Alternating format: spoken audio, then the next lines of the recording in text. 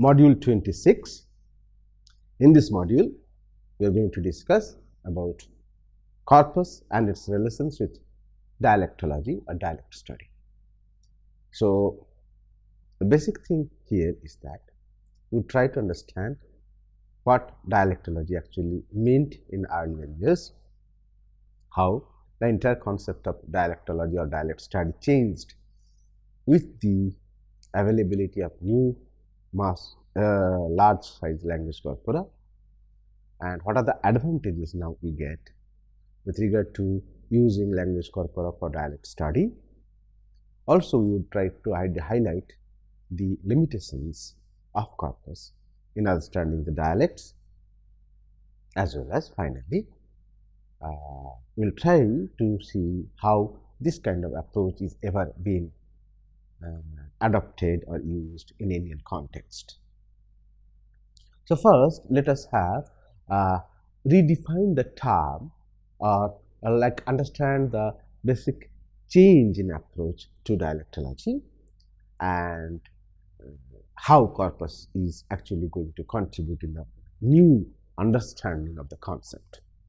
So, traditionally, if we look at the history of dialectology, we can very clearly understand, starting from George Wenker till that people wanted to collect data from various dialects with some specific goals. First, they wanted to know, to be more precise, what are the unique sounds are available in those dialects which may differ from the standard variety, or if there is any special kind of lexical stock or vocabulary which is not available in the standard one, and how the new ideas, new concepts, unique ideas available in dialects which are not registered in the standard variety, and what kind of relationships linguistic had the close proximities or close relationship between the dialects or between a dialect and a standard variety was there.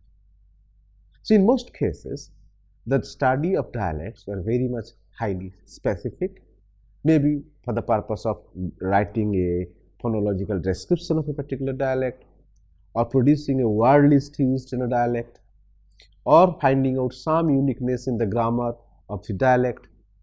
Also, at the same time, also to find out the unique lexical stock available in a dialect. And also, they wanted to identify what kind of relationships are there among those dialects, whether they belong to the same close relations or sister languages, or there is any cultural, linguistic, ethnological proximities or closeness among the dialects. So, in the traditional frame, most of the time, there was a specific goal for which the dialects were collected. And also, we notice that in those days, the approach to collect dialect was different. They never tried to be very exhaustive in data, very large in amount of data, but they were very specific.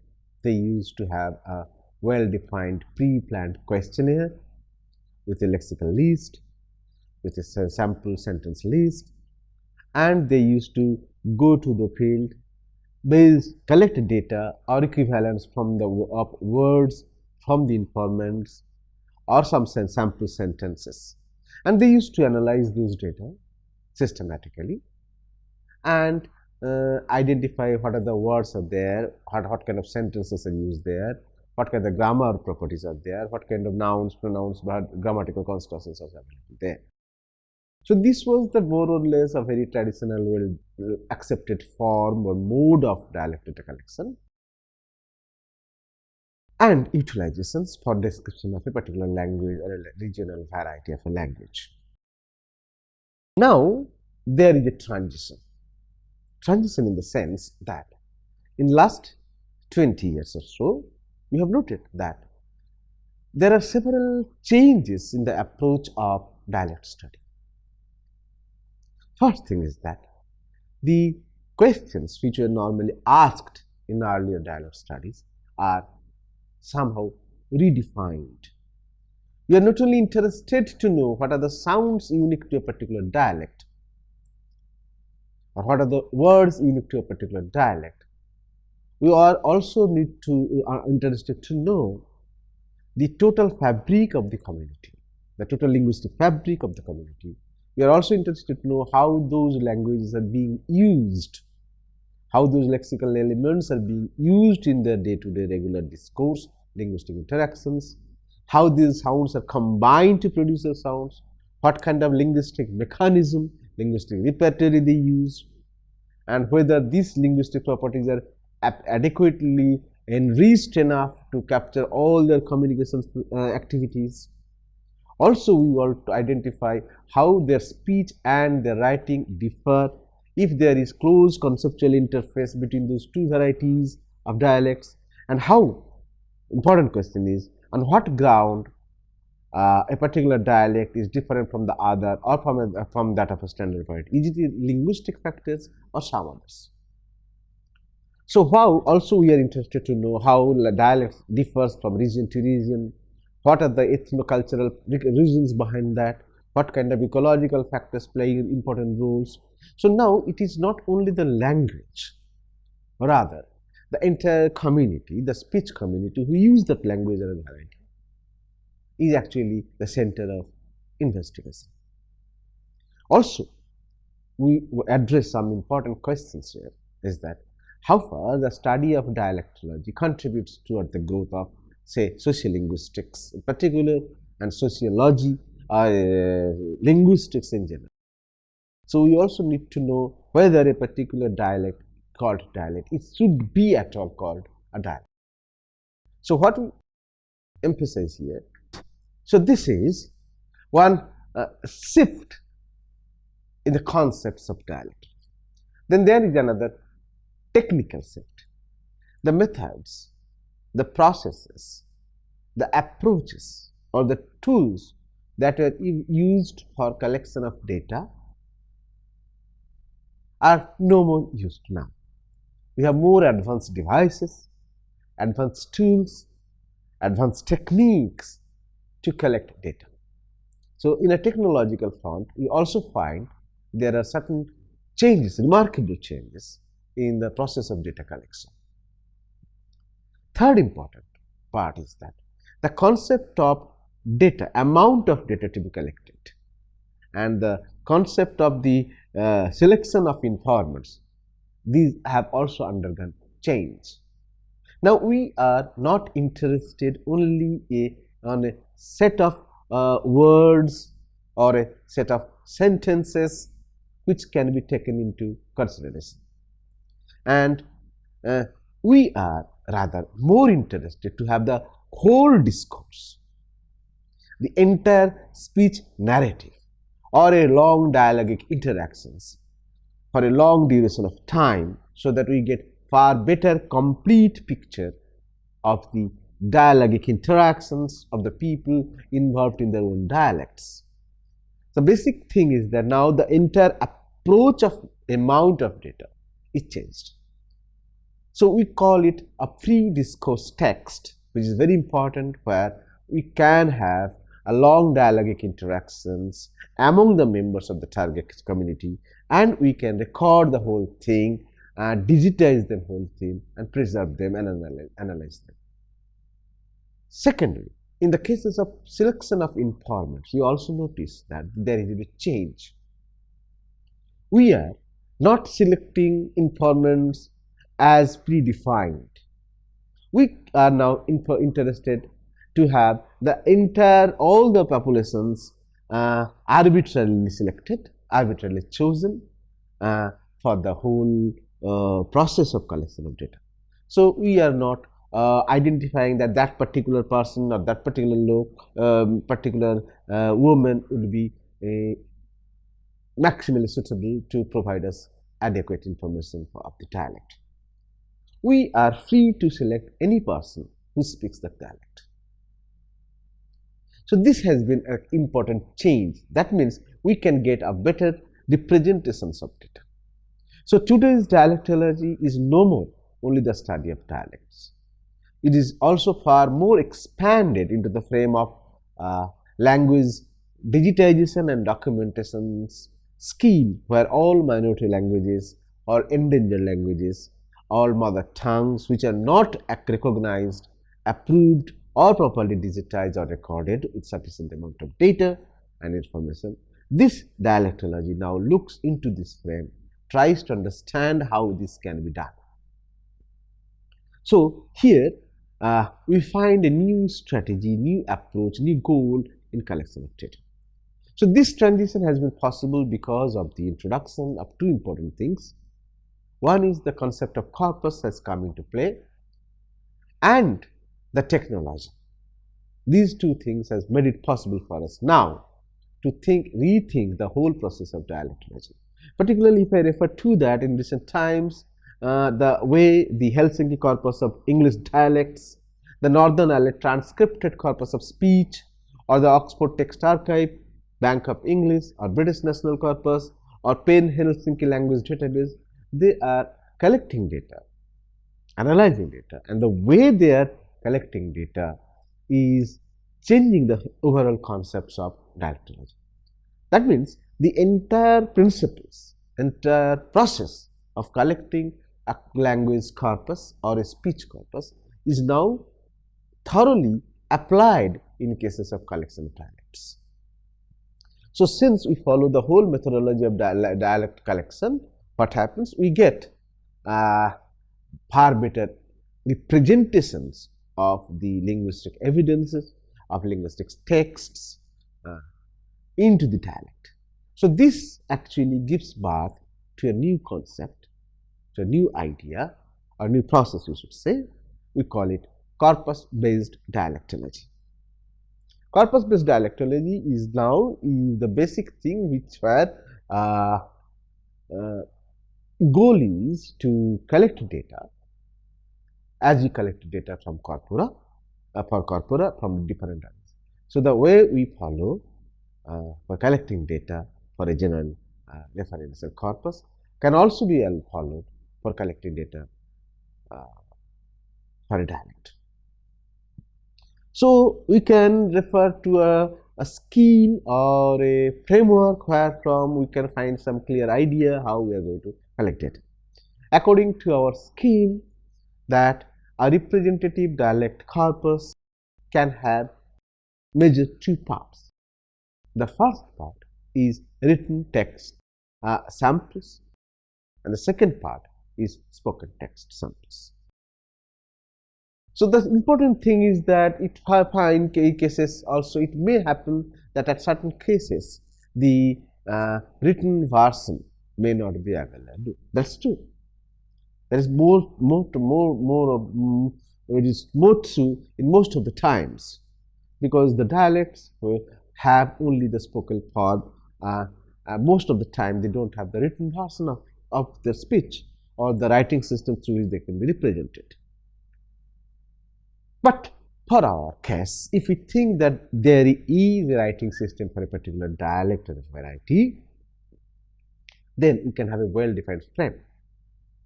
So we say that our dialect corpus, which means to be very exhaustive, largely representative of the dialect, can have two broad parts. One part will include the written text samples, while the other part will include spoken text samples. And in both cases, we can have large amount of information elicited from the informants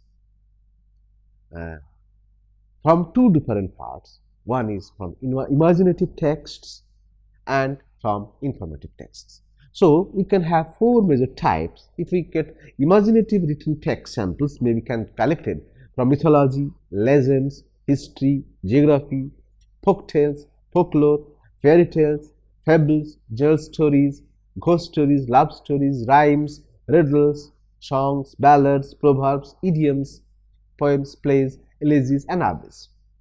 Whereas informative texts in the written samples can be collected from business and commerce, their social life, their history, their religion, faith, then cults, rituals, nature of politics, culture, environment, games and festivals, sports, traditions, health, and different professions, hygiene, cultivation, and about obviously regarding to the migration, settlement in different parts.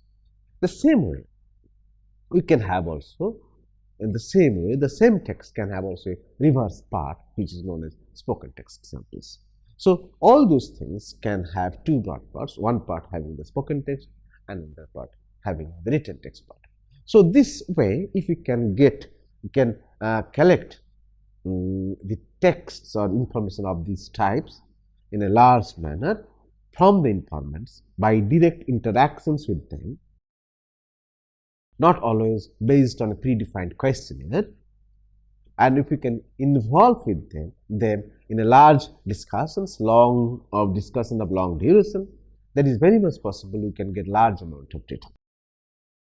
So in cases of collecting data, we generally propose that rather than depending on the selected list of words or selected list of sentences, we can be little more elaborate in collection of data. So the interactions which should be recorded can be carried out at the particular locality or at the place where the local people of the dialects actually live.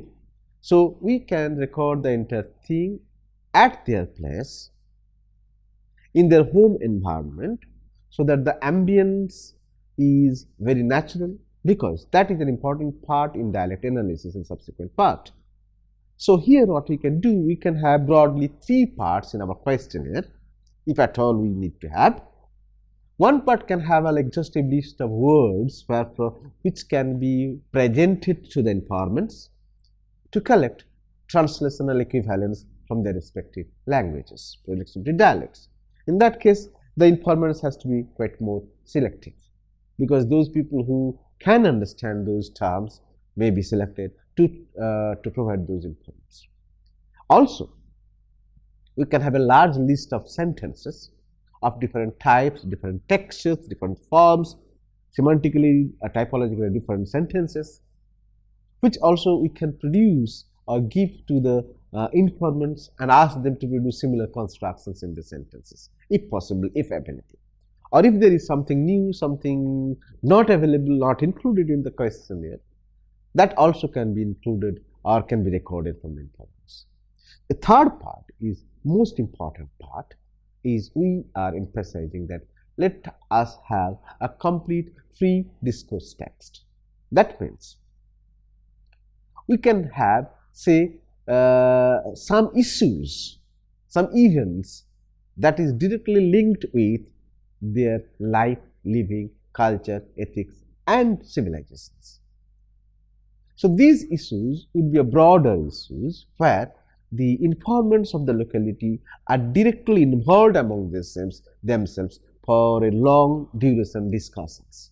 Suppose we can ask them about their festivals, and many members can participate to describe their festivals, the issues of festivals, the importance of the festivals, how they prepare for the festival, how they observe different rituals and practices relating to the festival, how they perform pujas and all those things, and how they respect this particular festival, how the entire community get involved into that particular festival. So you can find out that you can have a long narrative. A large number of community members are actually involved in the whole constructions of the discourse. Now, if it's possible by modern technology to capture the entire discussion or the entire discourse in a digital form, where initially the members may be quite concerned or quite apprehensive that okay, their speech is being recorded in a very systematic manner, but ultimately what happens, when the discussion starts, when they get involved deeply into the whole discussions, then the question of their awareness gradually recedes and we get a more normal speech data. So this is a free discourse. This is one example, but we can also set many such examples.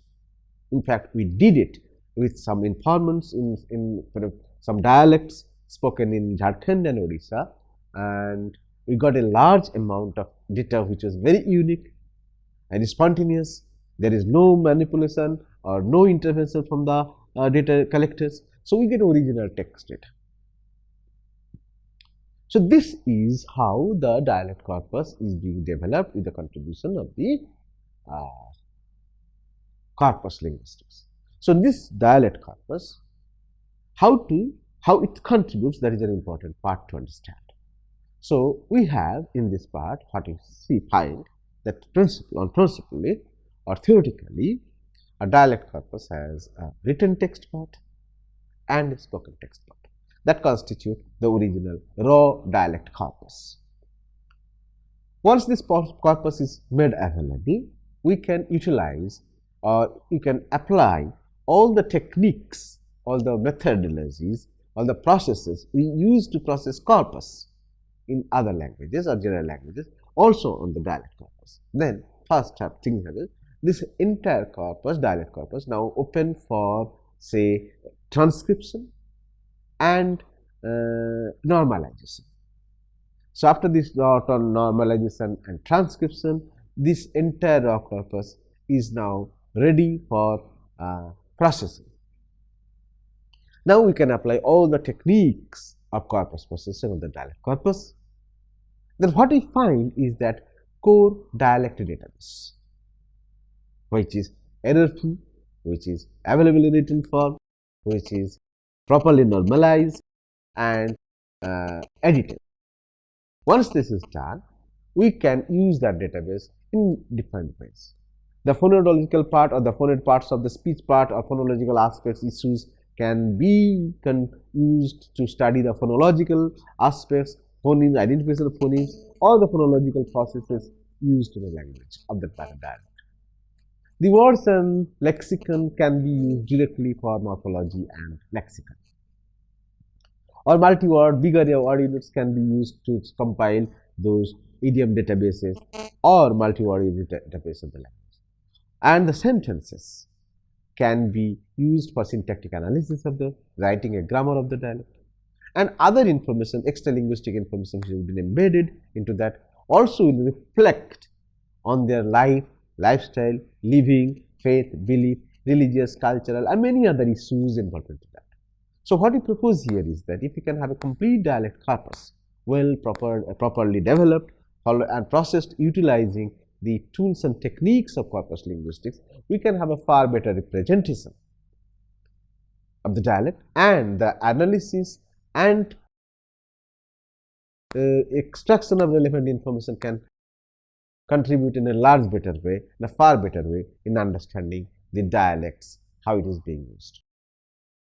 So what we find is that dialect corpus has a far better application relevance in understanding the dialect.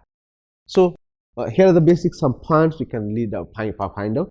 The dialect corpus provides not only the necessary information relating to sounds and phonemes used in a dialect, but also supply huge amount of data relating to marks, words, idioms, sentences, phrases, and other linguistic elements used in the dialect. Second important thing is that a dialect corpus, due to its uniqueness in compositions and content, can contribute valuable linguistic and extra-linguistic information and data indispensable for mainstream descriptive linguistics, historical linguistics, comparative linguistics, sociolinguistics, and even ethnolinguistics. So what we have understood that traditional linguistics dialect database, even if it is quite large, is normally skewed, normally based on the choice of the investigator, and they are very much usage specific, goal specific, object oriented. But for our purposes, we are talking of a dialect which is much more widely representative and having properties of not only phonetics, morphology and syntax, but also a huge data about their non-linguistic. Since within the present frame of dialectological research, dialect corpora are indispensable to address the various issues of dialectology. We can study the dialect corpora to know how a dialect varies across places and times, how its vocabulary increases and decreases with the change of time, how the meanings of words change with the time and event, how a dialect varies within the same geographical region, how a particular dialect within a group of dialects become the standard one, and how linguistic speeches of a particular variety contribute in the process of standardization. So these are very important, crucial cognitive questions related to a particular dialect or dialectology. The other important contribution, the most important contribution for us now, those who work in dialect-based studies of life, society and culture may find dialect corpora immensely useful for authentic demographic and socio-cultural information. In fact, dialect corpora are the only resource for them, wherefrom they can collect the list of words, specialized terms, special idioms, phrases and proverbs, and to generate dictionaries as well to show the interfaces underlying between the dialect and its people. So what happens in recent times, what we find is that, as we know that there is now the real questions of proper documentation of minority languages, endangered languages, so that we can preserve their resources, their heritage, their history, their culture. So we know that the loss of a language is basically loss of a history, loss of a heritage and loss of knowledge of the society. So in no way we can allow those minority languages, endangered languages to be lost. So we can take help of the technology, we help of the modern concepts to preserve them, to protect them, to promote them, so that they can sustain, they can survive and they can flourish. So in the frame of the language documentation and digitization, the new concept of corpus linguistics are now helping a lot in dialectology.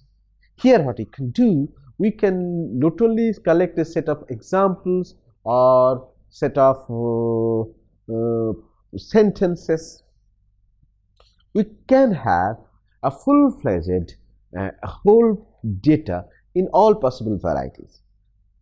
From our personal experience, I can inform you here that while we are collecting data from a minority endangered language in Odisha as well as in Jharkhand, what we did is that we collected not only their regular spoken interactions taking place with the interviewers, the team of data collectors, also we recorded a long durations of speech that is taking place among the members of the communities in their own dialects. We also had a long collections of data from the riddles, from the folk tales, from the folk songs. They had multiple different kinds of songs on different social occasions. They recited them, they sang them, and the drama they played, all those things are recorded in a full form. So these are also contributing to us towards getting an overall complete picture of the community. So dialectology is no more a collection of lexical lists or a set of sounds or a few sentences. Rather, it is a complete attempt for complete projection into the ethno-linguistic, ethno-community or community-based life and living and culture, so that along with their language, so that study of the language of a particular dialect, study of the linguistic elements of the dialect is much more complete, much more varied and much more universal to represent the language. So here we conclude with the statement that the applications of the methodologies, the strategies and tools and techniques of modern corpus linguistics has given a new lease of life to the traditional frame of dialectology, because now we have a better opportunity to represent in a dialect in our study in a far better way than we used to do even a few decades ago. Thank you.